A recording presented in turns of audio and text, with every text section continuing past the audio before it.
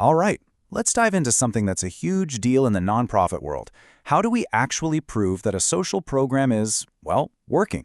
You see, nonprofits are under this incredible pressure to show their impact, but what if the main tool everyone tells them to use is actually causing more harm than good? Okay, let's get into it. On the surface, it seems like a really simple question, right? You run a program to help people, and you just want to know, did it help? But for the folks on the front lines, this is a massive, high-stakes question they face every single day. It affects their funding, their strategy, their ability to even exist. So, to answer that question, the world of social impact has really latched onto what it calls the gold standard of evaluation. It's called the Randomized Controlled Trial, or RCT for short. Now, this method is actually borrowed from medicine, and it's built on this beautifully simple idea. Okay, so here's how it works in a nutshell. Let's say you've got a wild new program to make kids love broccoli. You find 100 kids who hate it.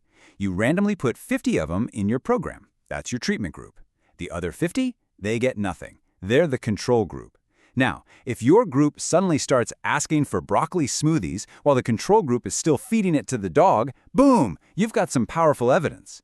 It seems so clean, so scientific, but is it maybe a little too simple for the messy, complicated world of social change?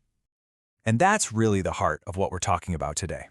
Because while RCTs sound perfect on paper, in the real world they come with some serious and often totally hidden side effects for the very nonprofits that are told they have to use them. So let's walk through 5 of the biggest problems that pop up when we lean too hard on this one single tool. Think of these as the unintended consequences of chasing that gold standard label. And we're going to start with a big one. Okay, first up, this idea that RCTs give you a foolproof, definitive answer, a simple thumbs up or a thumbs down. It's just not that simple. That sense of certainty they promise, it can be incredibly misleading. Get ready for this number. A leading advocate for RCTs, someone who loves them, admitted that over 90% of the trials they fund have validity issues that make them basically useless. Why? Well, a lot of the time the tests are just too small to pick up on real but modest effects. Or the control group, the people getting nothing, they go out and find similar help somewhere else. So the study shows no effect, but that might just mean the test itself was flawed. It's a huge problem. And here's the second issue.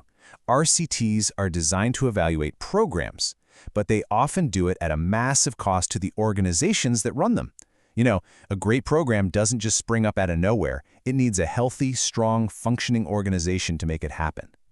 Wow, this quote really says it all, doesn't it? We heard from managers who called the whole process a huge capacity drain. They had to scale up super fast, change all their systems, coordinate with outside evaluators. All of this just pulled their staff away from their actual mission and created this immense stress. So, ironically, the quest to prove a program works can end up breaking the very organization it depends on. And that strain on the organization? It leads to an even bigger problem. An RCT, by its very nature, has to focus on a super narrow outcome. Like, did test scores go up by 5%? But that misses the whole bigger picture. Nonprofits are so often the heart of a community. They're hubs, they're advocates, they're connectors. And that work is vital, but it just doesn't fit into an RCT's neat little box. Man, this is such a powerful gut check. Does all this super expensive, high-level research actually mean anything to people on the ground? This program officer is suggesting there's a huge disconnect. And when we get obsessed with only the narrow, easily measured stuff, we risk completely devaluing all that crucial, unmeasurable community-building work that nonprofits do every single day. And then you've got the equity problem. Let's be real. Running an RCT is incredibly expensive and complicated. It takes a ton of time and staff, which means, usually, only the big, well-funded organizations can even afford to play the game. This creates a system where the resource-rich get even more resources and legitimacy. This quote asks a pretty stark question. If all the funding and all the credibility is tied to doing these expensive RCTs, what happens to the smaller, more innovative, community-led organizations that just can't compete? Does this system just push them out, effectively cannibalizing the grassroots energy the sector so desperately needs? Okay, and finally, and this one might be the most ironic of all, a tool that's supposed to drive effectiveness can actually make a nonprofit less effective. Social problems change fast. Nonprofits have to be nimble, they have to adapt. But an RCT often forces them to freeze their program, sometimes for years. This is just a perfect example of the whole problem. An RCT can take 3, 4, even 5 years to complete. By the time the final verdict comes in, the world has changed. The nonprofit has already learned new things and evolved its program. The results from 2014, they're ancient history. The process actually gets in the way of the real-time learning and adapting that leads to real improvement. So, if the gold standard has so many cracks in it, what's the alternative? Well, it's definitely not about throwing evidence out the window. It's about shifting our entire mindset, moving away from this idea of a single final verdict, and moving towards a constant conversation about how to get better. Here's the difference right here. The final verdict mindset is like a giant high-stakes final exam you take every 5 years. But the constant conversation is more like having weekly check-ins and quick quizzes.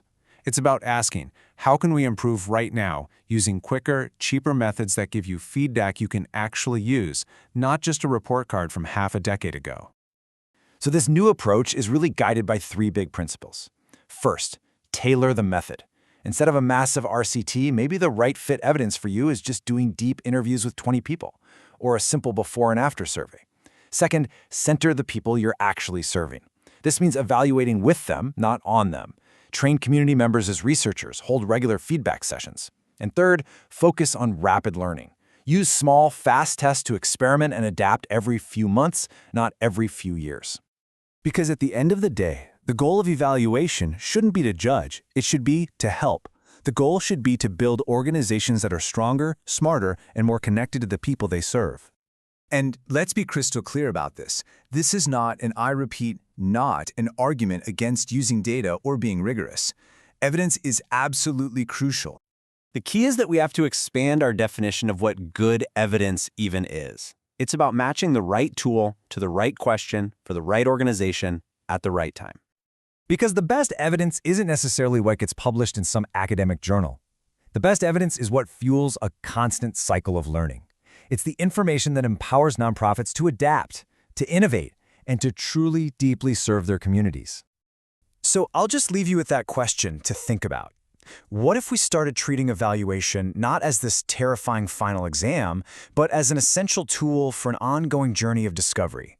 A tool that helps all of us learn, adapt, and make a real, lasting difference. Thanks so much for tuning in.